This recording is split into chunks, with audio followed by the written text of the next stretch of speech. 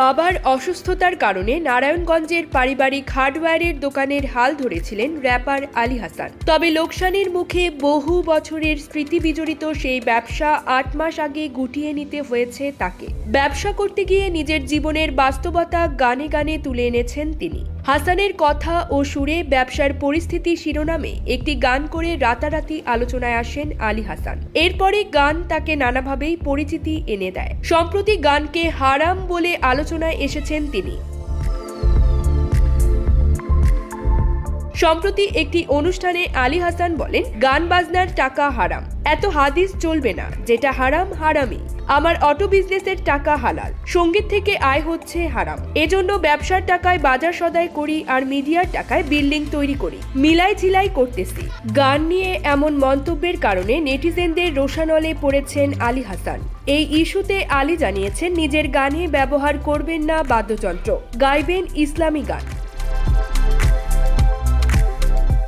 গণমাধ্যমকে আলী হাসান বলেন, আমার বক্তব্য অনেকে বুঝতে পারেননি। আসলে আমি বলতে চেয়েছি, গানে যে বাদ্যবাজনা ব্যবহার হয় তা আমাদের ধর্মে হারাম। সেই কাজগুলো ছেড়ে দিতে চাই। পুরো ইন্টারভিউটা দেখলে আপনারা হয়তো আমার মনের কথাটা বুঝতে পারবেন। ছোট একটি ক্লিপস দেখে কাউকে বিচার করবেন না। যদি আমার অসৎ উদ্দেশ্য থাকতো তাহলে এ বিষয়ে কথা বলতাম না। আমি প্রায় 1 ঘন্টার একটি সাক্ষাৎকার দিয়েছি। এর মধ্যে অনেক বিষয় নিয়ে কথা বলেছি।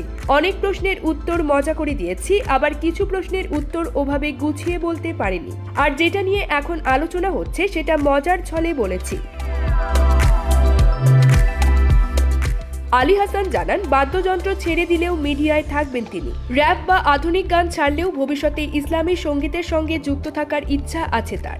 গান ছেড়ে দেওয়ার কারণ হিসেবে তিনি বলেন, আমার ধার্মিক মা বাবা স্ত্রী সবাই ধার্মিক, সবাই নামাজ কালাম নিয়ে আছেন। আমার স্ত্রী মাদ্রাসায় পড়াশোনা করেন, ছেলেকে মাদ্রাসায় ভর্তি করেছি, তাই সিদ্ধান্ত নিয়েছি গান বাজনা ছেড়ে দেব।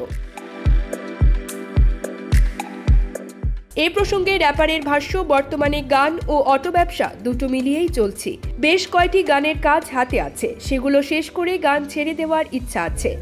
আমার শেষ গানের শিরোনাম হবে ইসলাম। এটি তৈরি করার পর আর গান লিখব না। প্রকাশের পর মানুষ হয়তো বুঝতে পারবে কেন আমি গান ছাড়ার সিদ্ধান্ত নিয়েছি। News desk, channel 16।